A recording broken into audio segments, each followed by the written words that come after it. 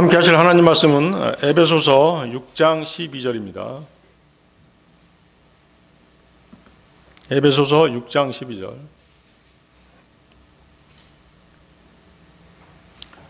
찾으셨으면 제가 받들어 읽겠습니다.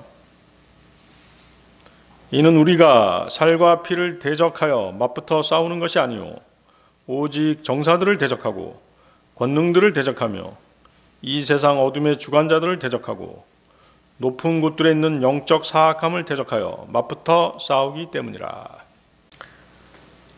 오늘 저는 주께 속한 영적 전쟁이라는 주제로 하나님의 말씀을 나누고자 합니다.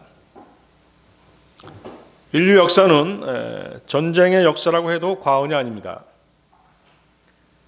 인간이 전쟁을 벌이는 이유는 본성의 악함 때문입니다. 끊임없이 죽이고 침략하고 빼앗는 일들이 끊이지 않습니다. 우스갯소리로 인간은 비가 오면 체육관에서 전쟁을 할 것이다 라는 그런 말이 있을 정도로 인간은 전쟁에 미쳐 있습니다. 많은 사람들이 평화를 갈망하지만 인간 본성은 흡사 전쟁을 위해 태어난 사람들 마냥 미쳐 날뛰는 것입니다. 지금도 세상에는 전쟁이 벌어지고 있습니다. 우크라이나와 러시아의 전쟁이 계속되고 있습니다. 이스라엘은 하마스 등 자신들의 적대 세력을 뿌리 뽑기 위해서 계속 전쟁을 벌이고 있습니다.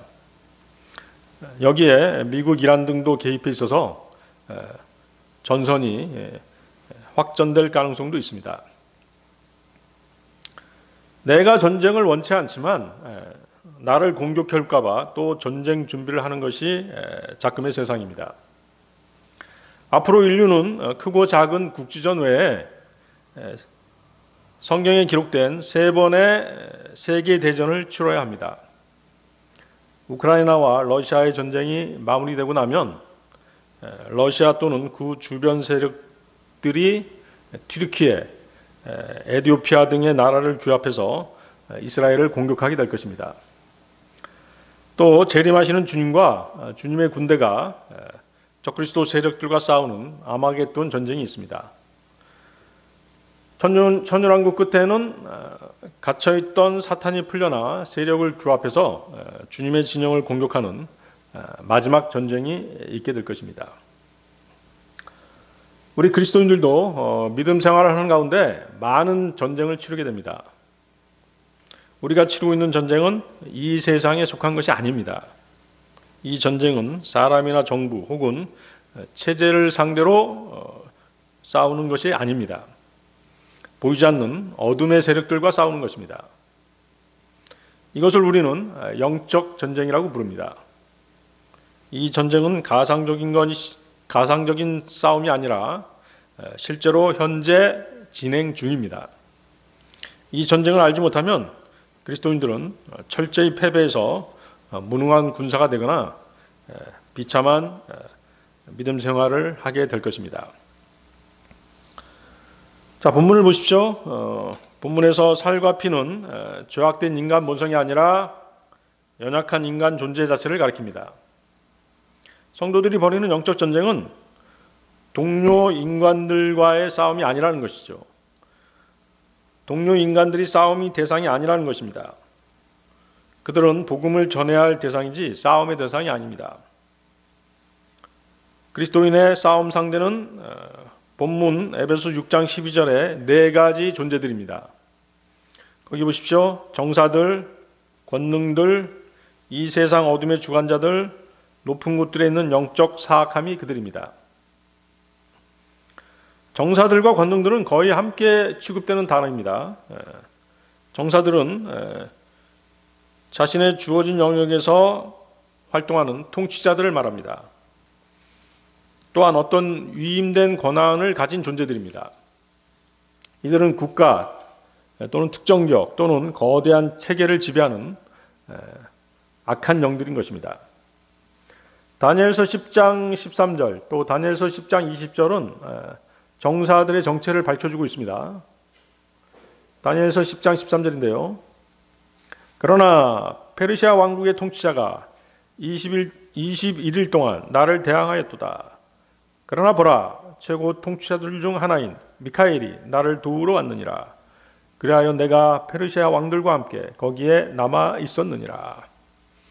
거기 페르시아 왕국의 통치자가 나오죠. 그 밑에 20절도 보십시오. 다니엘서 10장 20절.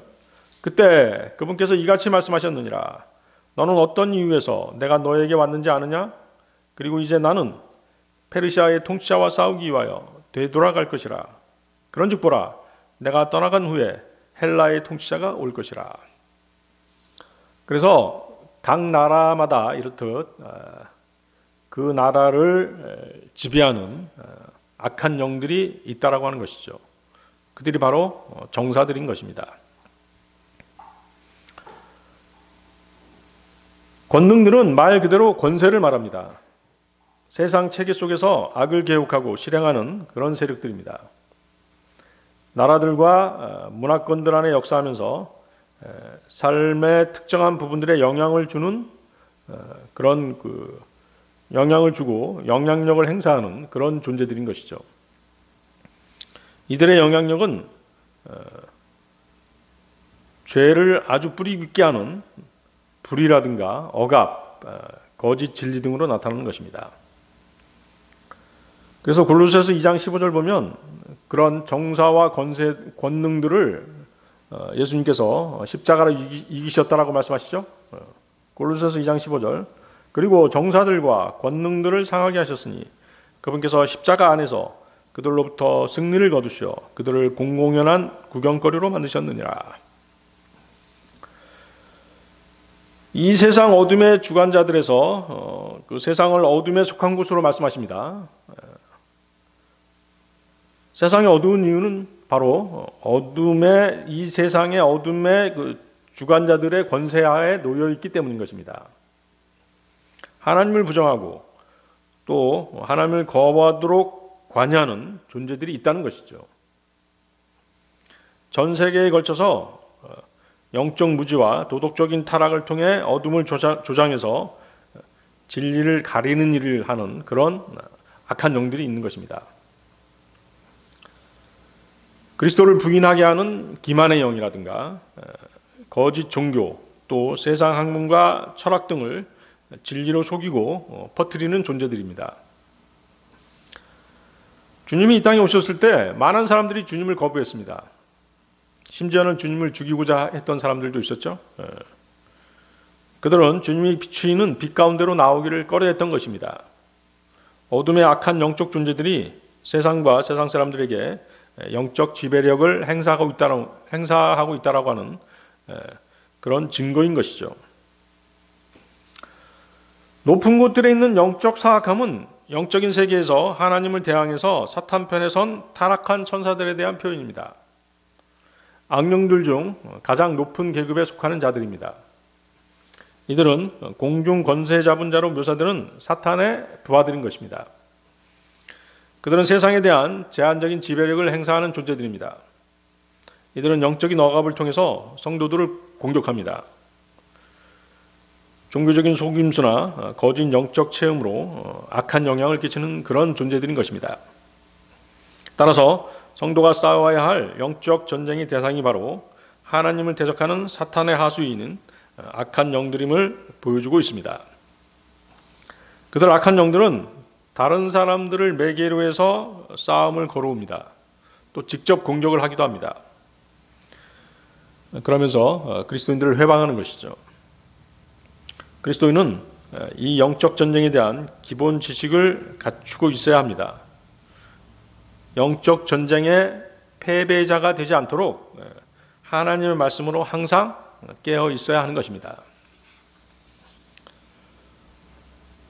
주께 속한 영적 전쟁 첫 번째, 적을 알라가 되겠습니다. 여러분들 베드로전서 5장 8절 보십시오.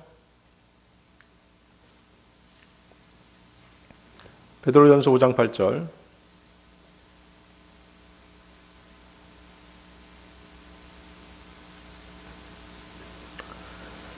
정신을 차리고 깨어있으라. 이는 너희 대적 마귀가 울부짖는 사자처럼 자신이 삼킬 수 있는 자를 찾아 두루 다니기 때문이라. 자, 정신을 차리고 깨어 있으라는 말씀은 잠들지 말고 깨어 있으라는 의미입니다. 주님이 겟세마네 동산에서 하나님 아버지께 기도하실 때 제자들은 잠들어 있었습니다. 마태복음 26장 40절인데요. 그런 다음에 그분께서 제자들에게 오셔서 그들이 잠든 것을 발견하셨으니 베드로에게 이같이 말씀하시니라.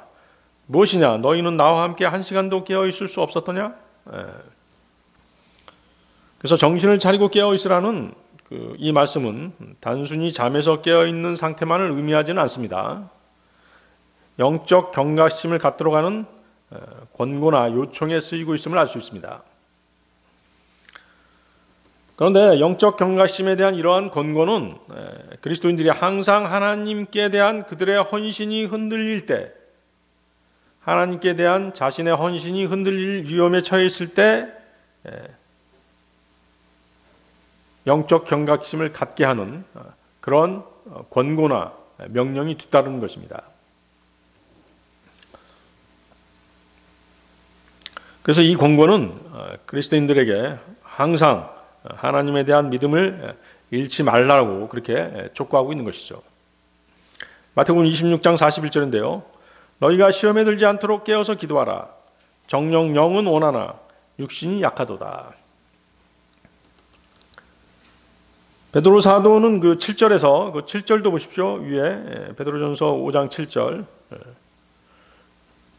하나님께 모든 염려를 맡겨버릴 것을 권면하고 있죠. 베드로전서 5장 7절인데요. 너희의 모든 염려를 그분께 던지라. 이는 그분께서 너희를 돌보시기 때문이라. 그래서 이 본절에서도 성도들이 노출되어 있는 갖가지 위험 속에서 하나님을 신뢰할 것을 권면하고 있는 것입니다. 베드로는 이렇게 그리스도인들이 정신을 바짝 차리고 깨어 있어야 할 이유가 바로 대적 마귀가 울부짖는 사자같이 삼킬 자를 찾아다니기 때문이라고 말하는 것입니다. 울부짖는 사자는 배가 고파서 으르렁거리는 사자의 모습이나 혹은 먹이를 잡고서 포효하는 사자의 모습입니다. 우리의 대적 마귀가 굶주린 사자처럼 삼킬 자를 찾으면서 두루 다니고 있다는 사실을 안다면 정신을 바짝 차리고 깨어있지 않을 수 없는 것입니다. 사도 베드로는 과거 겟세마네 동산에서 시험에 들지 않도록 깨어서 기도하라고 하는 주님의 경고에도 불구하고 정신을 놓고 있다가 마귀에게 삼킨 적이 있었죠. 베드로가 벌인 일이 뭐였었습니까? 주님을 3번이나 부인했던 그런 아픈 기억을 가지고 있었던 것입니다. 그렇기 때문에 사도 베드로의 호소는 진정에서 우러나온 것입니다. 자신과 동일한 과오를 범하지 말라고 하는 체험적인 권면인 것입니다. 거기 대적이 나오죠. 대적. 너희 대적 마귀. 여기서 대적이라고 하는 그 헬라어는 뭐냐면 안티디코스라고 하는 그런 단어였습니다. 안티디코스는 소송 상대를 지칭하는 단어입니다. 따라서 이 단어는 성경에서 송사하는 자 또는 고소할 자로 번역이 되는 것입니다. 베드로가 마귀를 안티디코스로 표현한 것은 성도를 고발하고 고소하는 마귀의 특성을 보다 분명하게 보여주기 위해서 이런 표현을 쓰고 있는 것입니다. 성도가 죄를 지으면 마귀는 그 죄를 이용해서 하나님께 성도를 고소하는 것입니다. 계시록 12장 10절이죠. 계시록 12장 10절.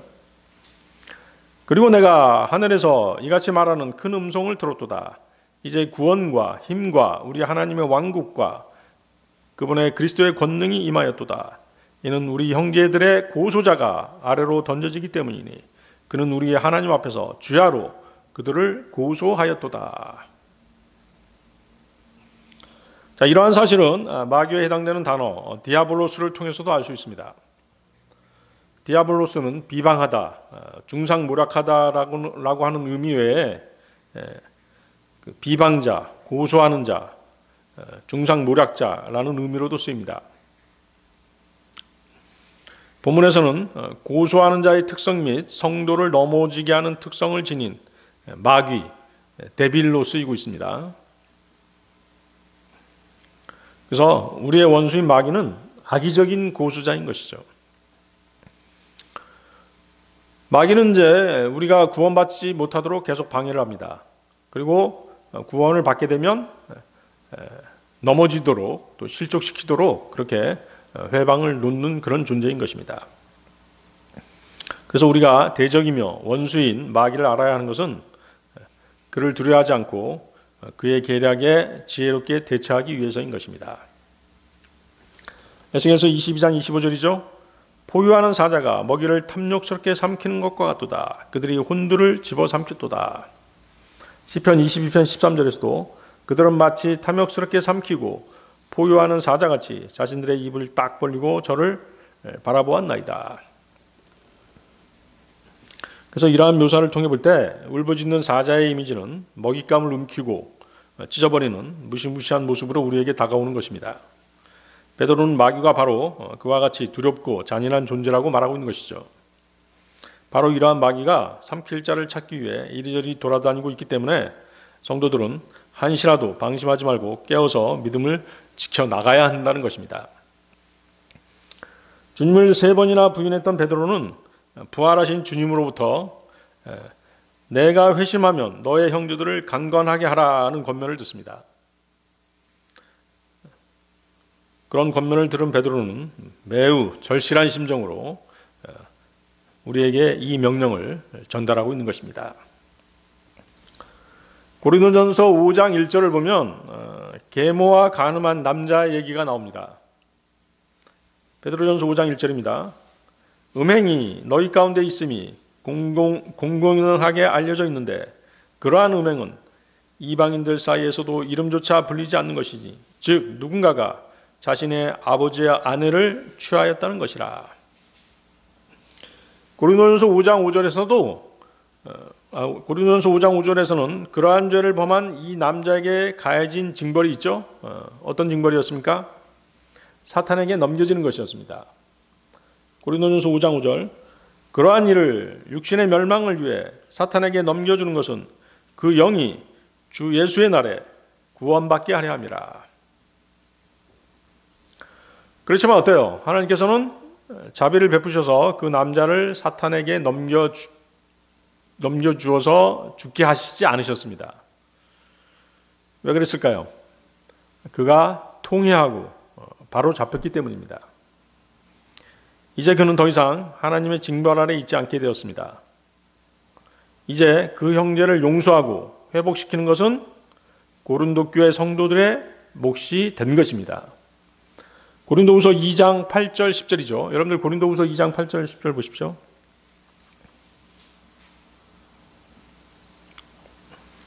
고린도후서 2장 8절에서 10절 말씀.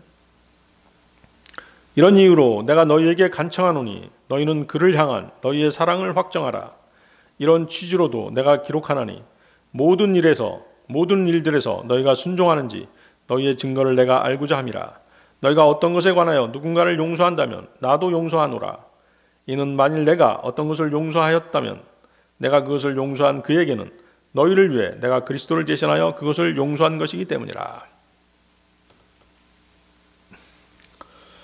바울 사도가 왜 이런 말을 쓸까요?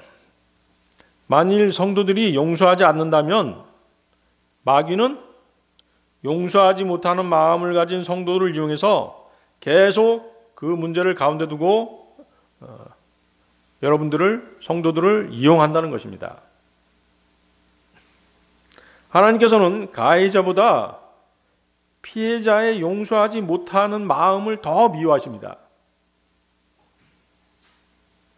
왜 그럴까요? 나는 피해자인데 하나님께서는 왜 가해자보다 피해자를 더 미워하실까요?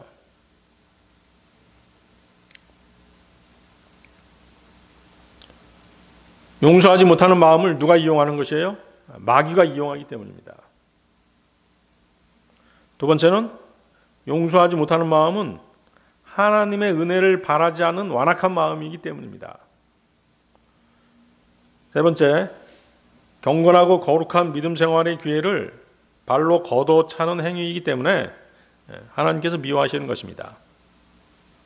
경건하고 거룩한 믿음 생활의 기회라고 하면 뭐예요? 용서하라는 것이죠. 용서해야지만이 경건하고 거룩한 믿음 생활을 할 수 있는 것이에요. 하나님께서 그 기회를 주셨음에도 용서하지 못하는 마음을 가지고 있다고 한다면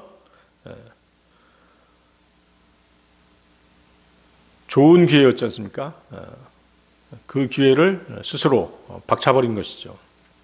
그렇기 때문에 하나님께서 미워하시는 것입니다.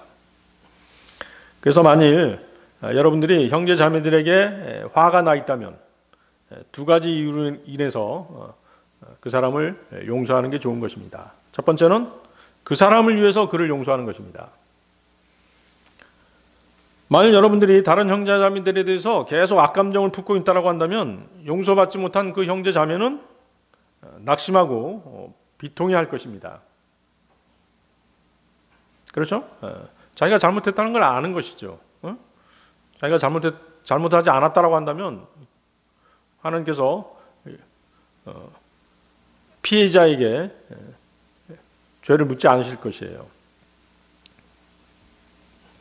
그래서 낙심하고 비통해하는 그 상태가 심해지면 그 지체는 지옥교회를 떠나거나 아니면 주님 섬기기를 그만둘 수도 있는 것입니다.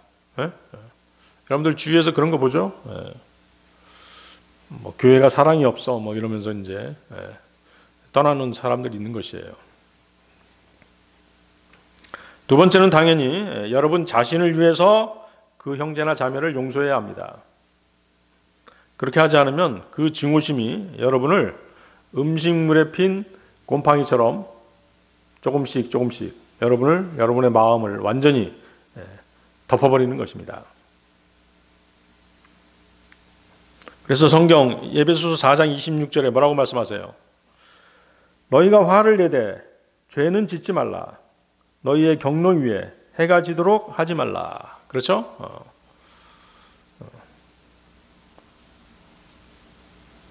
화난 생태로 그 밤을 넘기지 말라는 것이에요. 해가 지지 않도록 하라. 해가 지기 전에 풀으라는 것입니다. 그래서 만일 여러분이 누군가에 대한 원한이나 시기 또는 악감정이 있다면 여러분은 가능한 한 수단과 방법을 가리지 말고 그 사람에게 가서 삐뚤어진 것을 바로잡는 게 좋은 것입니다. 가능한 한 빠른 시간 내에 그렇게 하는 것이 좋죠. 그런데 만일 그 관계를 바로잡을 수 없다면 어떻게 해야 될까요? 가급적 그 사람과 멀리 떨어져 있는 게 좋습니다. 그리고 그 사람을 위해서 기도하는 것입니다. 그들이 여러분에게 한 일이 개인적인 것이라면 하나님께 그들을 축복해 주실 것을 기도하시기 바랍니다. 원한과 시기와 악감정을 없애는 데 있어서 그들을 용서하고 그들을 위해 기도하는 것보다 더 확실한 해결책은 없는 것입니다.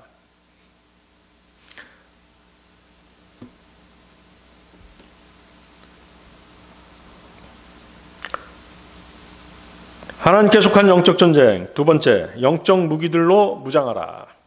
자, 여러분들 고린도후서 10장 4절 5절 보십시오. 고린도후서 10장 4절 5절.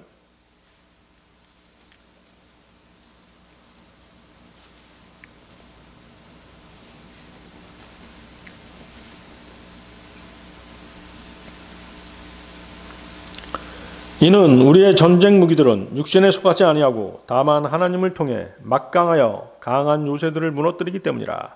우리는 상상들과 하나님의 지식을 대적하여 스스로를 크게 높인 모든 높은 것을 저마다 허물어뜨리며 모든 생각마다 사로잡아 그리스도께 순종하게 하고. 자, 모든 그리스도인은 그리스도의 군사죠. 여러분들은 군인입니다. 디모데후서 2장 3, 4절인데요. 그러므로 너는 예수 그리스도의 훌륭한 군인으로서 어려움을 견뎌내라. 전쟁하는 사람은 아무도 이 세상에서 일어나는 일들에 스스로 얽매이지 아니하나니 그가 자신을 군인으로 선택하신 분을 기쁘게 해 드리려 함이라.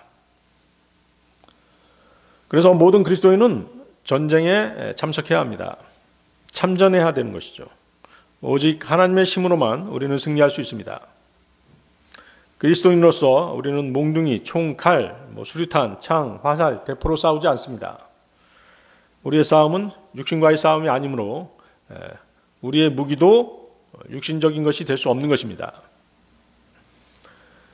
그리스도인의 영적 전쟁은 선과 악, 진리와 비진리 사이의 투쟁입니다. 그래서 우리의 무기는 영적인 것이어야 합니다. 그 무기들은 하나님과 밀접한 관계를 맺고 있는 것들입니다. 그리스도인의 가장 중요한 영적 무기는 하나님의 말씀과 기도입니다. 에베소서 6장 17, 18절이죠. 에베소서 6장 17, 18절. 그리고 구원의 투구와 성령의 검, 곧 하나님의 말씀을 붙들라. 성령 안에서 모든 기도와 간구로 항상 기도하고 모든 성도들을 위하여 모든 인내와 간구와 더불어 그 일에 깨어 있으라. 다시 거기 고린도후서 10장 4절 5절 다시 보십시오. 자, 그 무기들은 어떤 역할을 할까요? 그 무기들은 하나님을 통하여 막강한 요새들을 무너뜨리는 능력이라고 말씀하시죠. 하나님을 통하여 막강한 요새들을 무너뜨리는 능력. 하나님의 말씀, 기도, 믿음, 의, 진리, 그리고 평안의 복음은 에베소 6장에 묘사된 전신갑주를 구성하는 요소들입니다. 그런 것들을 갖추고 있어야 된다는 것이죠. 그 위에도 보십시오. 에베소 6장 13, 16절인데요. 이런 이유로 너희는 하나님의 전신갑주를 입으라. 이는 너희가 모든 일을 수행한 후에도 서 있게 하려 함이라. 악한 날에 능히 견뎌낼 수 있게 하려 함이라. 그러므로 진리로 너희 허리를 동여매고 서 있으라. 그리고 의의 흉갑을 입으라. 또 너희 발에는 화평의 복음을 예비한 것으로 신을 신으라. 무엇보다도 믿음의 방패를 붙들라. 그것으로 너희가 사악한 자의 작은 불화살들을 모두 끌 수 있으리라. 영적 전쟁의 승리는 나 자신의 능력이 아닌 그리스도를 의지하는 데서 시작됩니다. 그 강한 요새들은 성이나 요새, 참호, 진지들이 아닙니다. 자, 그럼 무엇이죠? 강한 요새가 무엇일까요? 거기 뭐라고 말씀하십니까? 거기 뭐라고 말씀하세요? 상상이라고 말씀하시죠? 상상, 이미지네이션이에요. 상상. 그것이 강한 요새라고 말씀하시는 것이에요. 그리스도인은 무언가를 자신 안에 집어넣어서 불결한 상상을 제거해야 한다는 것입니다. 그렇죠? 악한 생각, 음란한 생각, 불온한 생각들이 있지 않습니까? 그 상상들이 다 죄인 것이에요. 강한 요새인 것입니다. 그것을 파괴하는 방법은 뭐다? 진리, 곧 하나님의 말씀인 것이에요. 그래야지만이 여러분들이 악한 상상력, 음란한 상상력, 불안한 생각들을 없앨 수 있는 것이에요. 요한복음 17장 17절에서 뭐라고 말씀하세요? 당신의 진리를 통하여 그들을 성결하게 하소서. 우리 그리스도인이 성결케 되는 것은 진리를 통해서만이 성결케 되는 것이에요. 당신의 말씀은 진리입니다. 당신의 진리를 통하여 그들을 성결하게 하소서. 시편 119편 9절인데요. 청년이 무엇으로 자신의 길을 정결하게 하리이까? 당신의 말씀에 따라 그 길에 주의함으로써 정결하게 하리이다.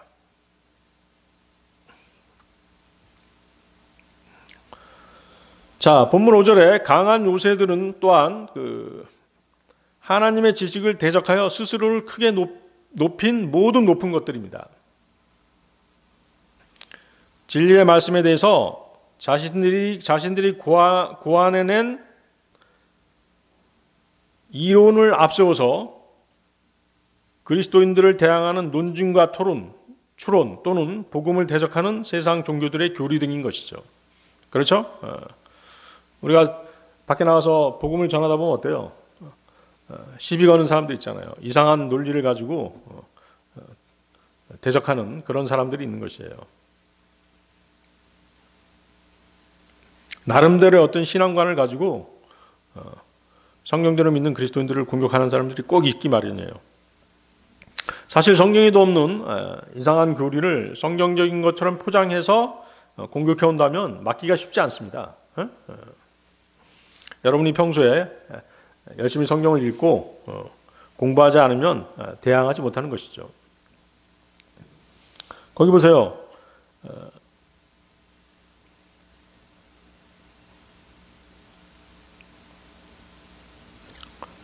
그러니까 이제 뭐 성경에도 없는 이상한 교리라고 하는 게 뭐예요? 세상 학문이죠. 대체적으로는 세상 학문입니다. 세상 이론이죠. 인간들이 고안해낸 이론인 것이죠.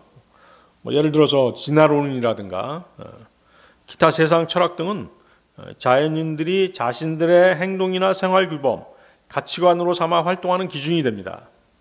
우리 그리스도인들은 하나님의 말씀이 기준이지만 세상 사람들은 세상 학문이 기준인 것이에요. 그래서 이것은 인간의 지성적인 영역에서도 죄와 사탄이 큰 영향력을 발휘하고 있다라고 하는 증거인 것입니다. 자, 지금 이제 고린도후서 10장 4, 5절을 공부하고 있는데요. 고린도라고 하는 도시는 그리스의 제2의 도시입니다. 그리스에서는 뭐가 발달했죠? 모든 철학의 원조가 그리스라고 하는 나라에서 시작됐잖아요. 그렇죠? 그리스 철학, 헬라 철학. 그런 의미에서 고린도 교회 성도들은 헬라 철학이 절대적인 영향을 미치는 그런 지역에 거주하고 있었던 것입니다. 그러나 바울 사도는 고린도인들이 자랑스럽게 내세우는 철학적 사고와 이론의 가치를 전면 부정해버린 것이죠. 바울 사도는 그들의 철학적 이론과 사상 등에 절대 타협하지 않았습니다. 대신 바울 사도는 이 세상에서 고안된 어떤 것이나 하나님을 알지 못하도록 막는 게 있다라고 한다면 그것이 무엇이 되었든지 기도와 하나님의 말씀으로 싸울 수 있어야 된다라고 그렇게 말하고 있는 것입니다. 복음을 받아들이지 않는 모든 사람들은 하나님의 지식을 대적하는 자들인 것입니다. 하나님의 말씀을 그들 가운데, 그들 마음에 두기 싫어하는 자들인 것이죠. 그러나 하나님을 알만한 것들, 즉 창조주 하나님의 놀라운 권능과 신성이 만물에 분명하게 나타나 있다라고 성경은 말씀하십니다. 심지어 하나님께서는 독생자 예수 그리스도를 이 땅에 보내심으로써 그 권능과 영광의 지식을 생생하게 계시하도록 하셨습니다. 요한복음 1장 14절이죠. 그런즉 그 말씀이 육신이 되어 우리 가운데 지내셨으니 우리가 그분의 영광을 보았는데 아버지의 독생자로서의 영광이라 은혜와 진리가 충만하였더라. 또한 복음 전도자들의 선포를 통해서 이 복음의 진리를 세상 방방곡곡에 전하도록 명령하셨습니다. 그러나 여전히 본성이 죄로 물들어 있는 그들은 악한 영들의 회방으로 이러한 하나님에 대한 지식을 거부하고 불의로서 진리를 억누르기 시작한 것입니다. 그들은 자신을 모든 것의 중심으로 인식합니다. 그리스도인들과 세상 자연인들과의 차이점이 뭐예요? 그리스도인들은 자신의 자아를 죽이며 사는 사람들이에요. 그렇지만 세상 자연인들은 어떻습니까? 자신의 자아를 강화하는 사람들이죠. 또 높이는 사람들이잖아요.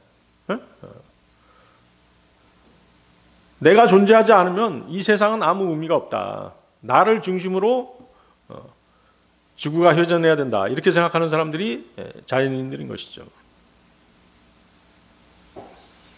그렇기 때문에 죄악된 본성을 따라서 철저하고도 빈틈없는 거대하고 높은 바벨탑을 계속 쌓아 올리고 있는 사람들이 세상 자연인들인 것입니다.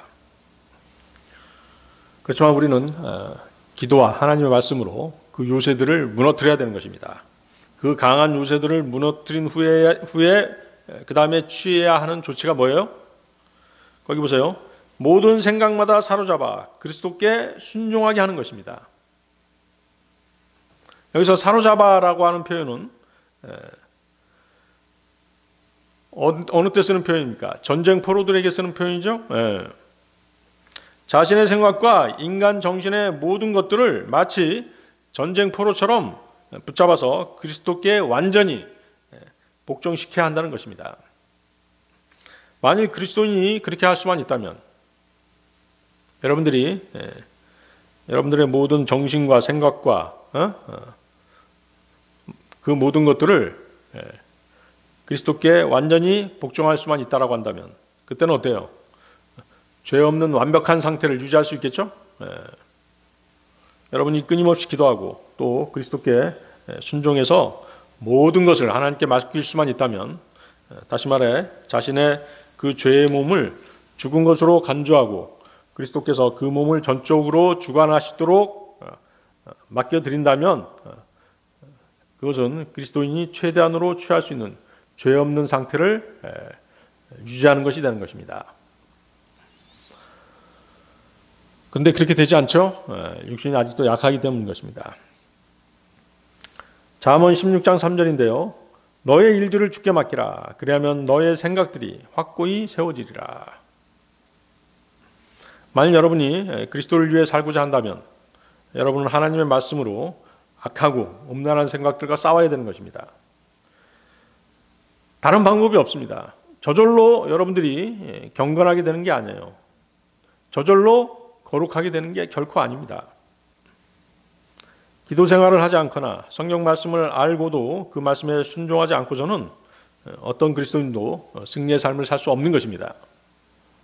그래서 우리는 어떤 유혹이 들어올 때, 어떤 나쁜 생각이 들어올 때, 어떤 나쁜 상상력이 발동됐을 때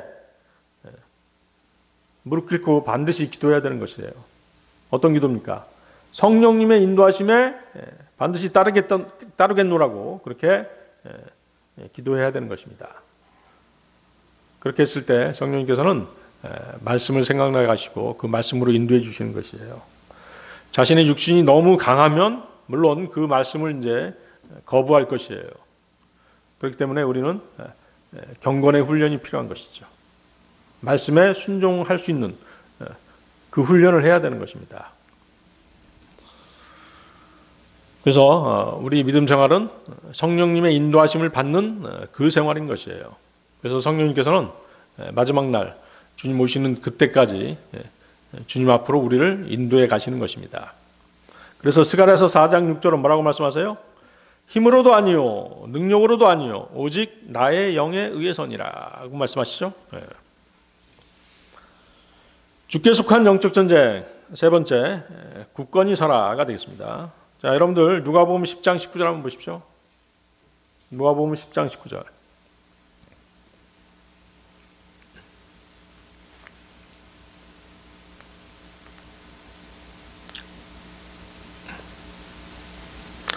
보라, 내가 너희에게 뱀과 전갈들을 밟고 원수의 모든 권능을 제압할 권능을 너희에게 주노라.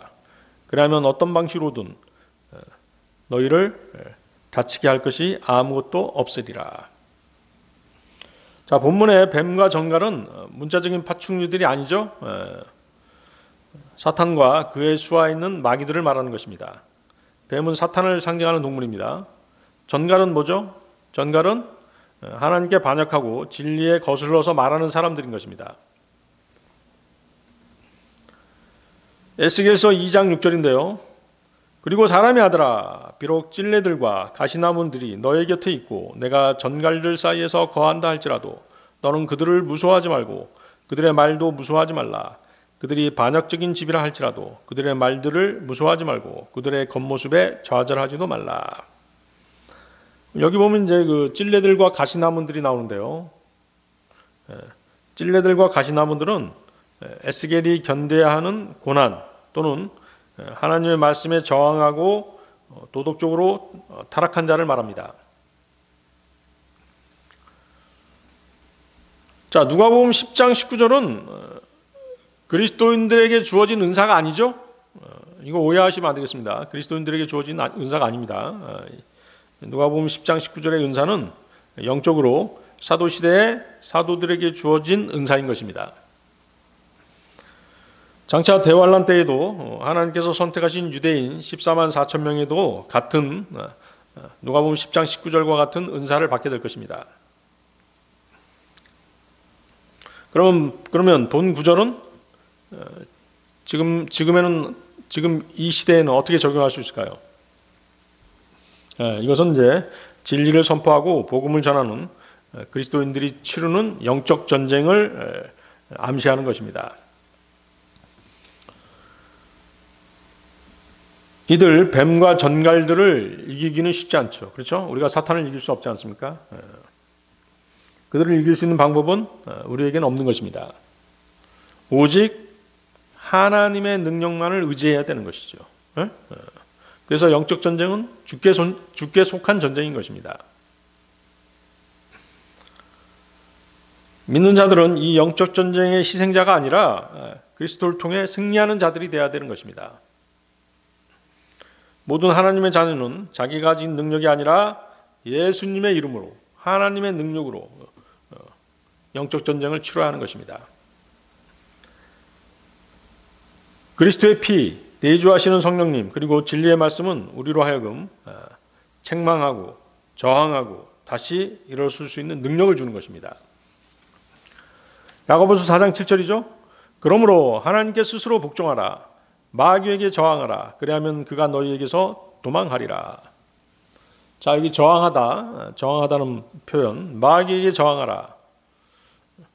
우리가 저항해야지만이 마귀가 물러난다는 것입니다. 저항하다, 레지스트죠. 레지스트. 이 말은 군사용어입니다. 싸우기 위해서 일어난다는 뜻입니다. 저항하다는 그런 뜻이에요. 레지스트. 방어적이라기보다는 지극히 공격적인 의미를 내포한 말입니다.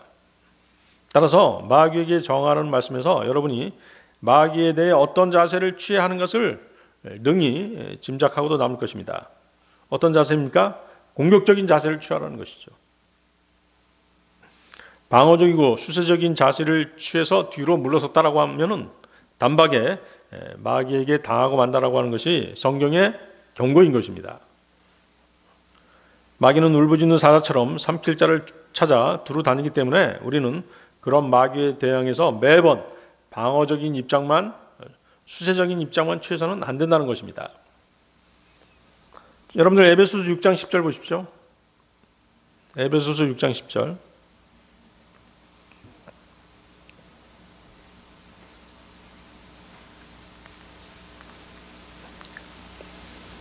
찾으셨나요? 마지막으로 나의 형제들아 주 안에서와 그분의 막강한 권능 안에서 강건하라. 거기다 밑줄 쳐보십시오. 주 안에서와.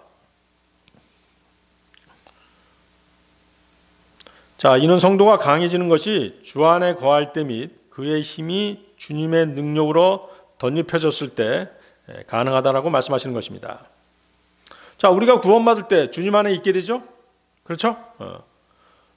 우리가 구원받을 때 성령님께서는 우리를 주님의 지체가 되게 하십니다. 우리는 주님 안에 있는 존재들이에요. 그렇기 때문에 여기서 주 안에서라고 하는 표현은 다른 표현인 것이죠. 그래서 주님 안에 있는 것과 그분을 의지하는 것과는 엄연히 다른 것이죠. 그래서 여기서 주 안에서라고 하는 표현은 하나님을 믿는 믿음으로 그분을 의지해서 강해졌다라는 그런 뜻으로 말씀하시는 것이에요. 이해하시겠습니까? 단순히 우리가 주님의 지체가 됐다는 그런 뜻이 아니라 하나님을 믿는 믿음으로 그분을 의지해서 강해졌다는 뜻으로 말씀하시는 것이죠. 자, 성경에서 전쟁의 사람이 누구죠? 가장 전쟁을 많이 한 사람. 여러분 알고 계신가요? 다윗이죠. 그렇죠? 다윗은 전쟁의 사람입니다. 그런데 다윗은 모든 전쟁터의 싸움에서 그리고 공경의 순간에도 항상 하나님 안에서 용기를 냈다라고 그렇게 말하고 있어요. 사무엘상 30장 6절인데요. 그러나 다윗은 주 그의 하나님 안에서 스스로 용기를 내었더라. 주 그의 하나님 안에서 스스로 용기를 내었더라.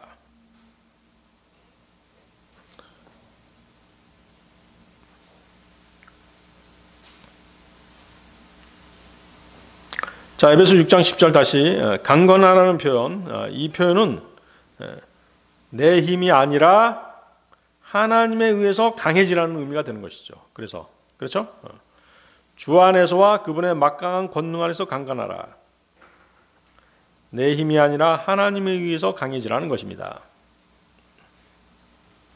그래서 이러한 표현은 주 안에서 또 그분의 막강한 권능 안에서라는 의미를 더욱 강화시켜주고 있는 것입니다.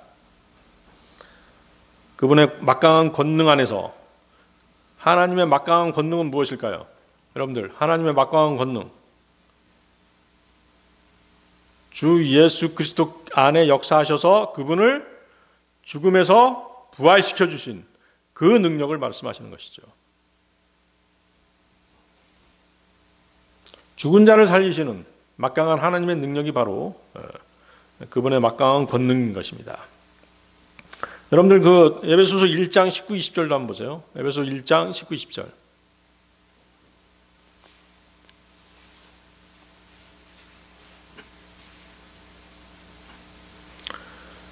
자, 또 나오죠. 그분의 막강한 권능의 역사하심대로 믿는 우리를 향하신 그분의 권능의 지극히 위대하심이 무엇인지를 알게 하려 함이라.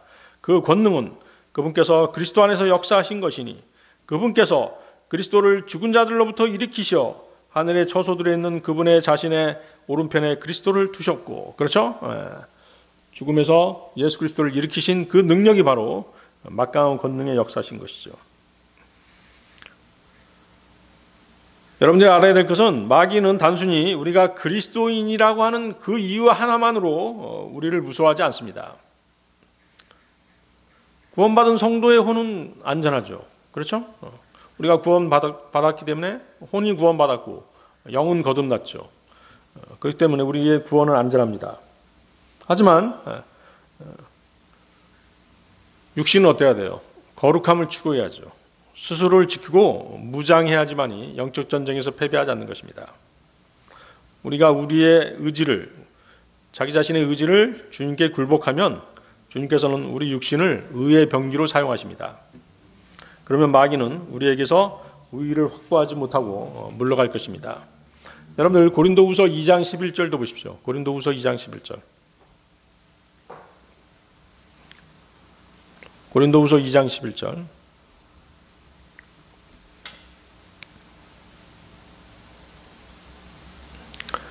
이는 사탄이 우리에게서 우위를 차지하지 못하게 하려 함이니 우리가 그의 계책들에 무죄하지 않기 때문이라. 자, 이 구절은 뭐냐면 우리가 형제자매들을 용서하고 서로 화목할 때 사탄의 계략에 빠지지 않는다라고 말씀하시는 것이에요. 아까 자기 계모와 음행을 저지른 남자에 대한 얘기를 했었죠. 그가 천륜을 무시한 그런 음행을 저질렀지만 그가 통회하고 교회와 하나님의 용서를 구하고 있다면 용서해야 된다는 것이죠. 명백한 회개에도 불구하고 무자비하게 엄격히 징계를 적용함으로써 동료 그리스도인을 완전히 절망 상태에 빠뜨리는 것은 오히려 사탄의 계략에 넘어가는 것입니다. 교회에 그런 일이 있잖아요. 분명히 이 사람이 잘못을 회개하고 통회하는데도 불구하고 징계를 아주 심하게 때려가지고 회복 불능으로 만드는 그런 모르겠어요. 목사가 자기 권위를 과시하려고 했는지 모르겠는데 그래서는 안 된다는 것이죠. 그러니까 용서 없는 무자비한 징계는 사탄의 교묘한 책략이지 하나님의 뜻이 아니라는 것입니다. 그래서 거기 보세요. 우리 우위를 차지하지 못하게 하려 함이니. 자, 이 의미는 뭐냐면 남을 이용하다, 남을 속이다라는 뜻을 가지고 있습니다. 다시 말하면 남의 것을 빼앗으려는 목적으로 사기치는 것이죠. 그게 이제 사탄의 전략인 것이죠. 사탄의 수법인 것이죠. 본문에서는 지배나 억압의 뉘앙스를 나타내는 그런 의미로 쓰인 것입니다. 이는 뭐냐면 회개하는 자에 대한 용서를 통해서 사탄에게 속임을 당하지 않게 된다는 뜻인 것이죠. 사탄은 무자비하게 엄격한 징계를 통해서 통회하는 형제를 절망에 빠뜨리는 것입니다. 용서하지 못하게 하는 것이죠. 그렇죠? 그래서 우리 믿음 생활하다 보면 어때요? 주위에 있는 형제 자매들 중에 굉장히 율법적인 형제 자매들이 있잖아요. 이렇게 하지 않으면 안 돼, 이런 식으로 계속 판단하는 형제 자매들이 있어요. 그래서는 안 된다는 것이죠. 그렇게 되면 이제 교회 안에서의 사랑의 교제를 붕괴시키는 것이에요. 망가뜨리는 것입니다. 하지만 그런 사탄의 계략을 아는 사람들은 징계 후에 회개하는 형제를 진정으로 용서함으로써 사탄의 관계한 술책에 넘어가지 않는 것입니다. 여러분들 한번 생각해 보세요. 여러분들이 누군가를 용서하지 못했다라고 한다면 어땠어요? 심적으로 마음 편했습니까? 그렇지 않죠? 심적으로 많은 부담을 떠안고 믿음 생활을 했을 것이고 교회에 출석했을 것입니다. 그러한 성향이 뭐예요? 그러한 상황이 바로 영적 전쟁에서의 마귀의 억압인 것이에요. 그래서 그것을 본문은 우위를 차지하지 못하게 하려 함이니라고 표현한 것이죠. 에베소 6장 17절입니다.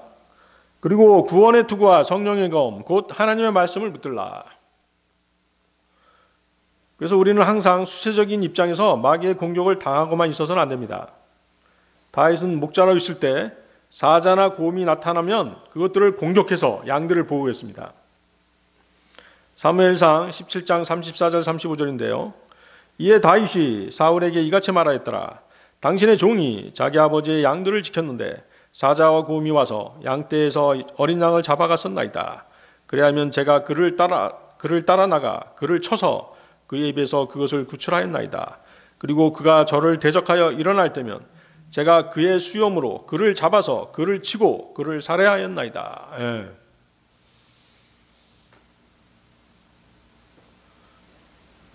그래서 하나님의 전신갑주 가운데 유일한 공격용 무기가 있죠. 예. 그것은 바로 뭐예요? 성령의 검, 곧 하나님의 말씀입니다.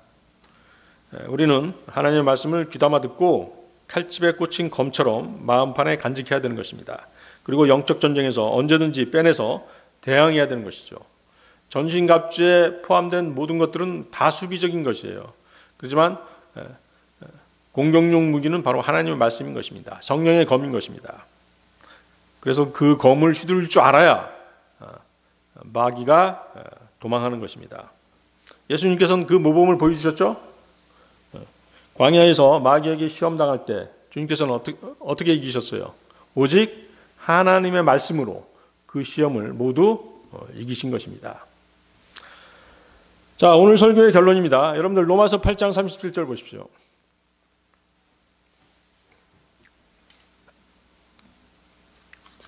로마서 8장 37절. 이뿐만 아니라 이 모든 것들 가운데 우리는 우리를 사랑하신 그분을 통하여 정복자들보다 더 나으니라. 그리스도의 사랑을 통해서 환난이나 공경이나 박해나 기근이나 헐벗음이나 위험이나 칼을 이겨내는 그리스도인들은 어떻다고 말씀하세요? 정복자들이라고 말씀하시는 것이에요. 그런데 본문 말씀은 정복자 정도가 아니라 그보다 더 나으니라고 말씀하시죠. 정복자들 이상이라는 것이죠. 다시 말하면 그리스도인은 항상 어때야 된다?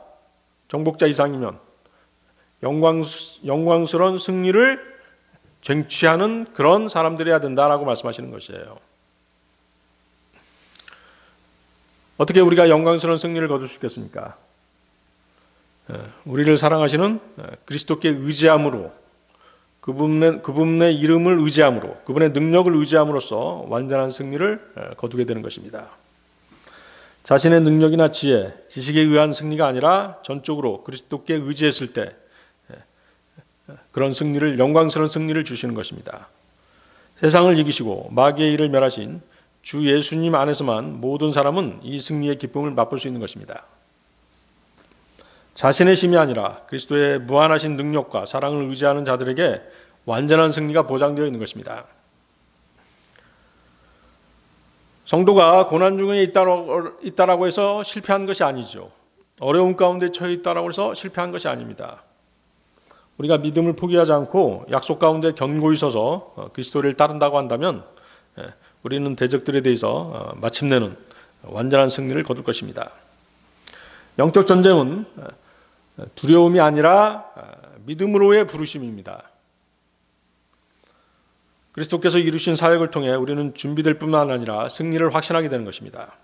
모든 성도가 그리스도 안에 뿌리를 내리고 영적 전쟁에 적극적으로 참여해야 됩니다. 그러면 원수가 패배하고 억압에서 해방되는 것을 맛보게 될 것입니다. 우리는 믿음의 선한 싸움을 싸우며 담대하게 전투는 주에 속한 것이다, 전투는 주의 것이다 라는 다윗의 외침처럼 승리 안에서 걸어가야 되는 것입니다. 마지막으로 우리 사무엘상 17장 45절 47절 읽고 마치도록 하겠습니다. 여러분들 사무엘상 17장 45절 47절 한번 보십시오.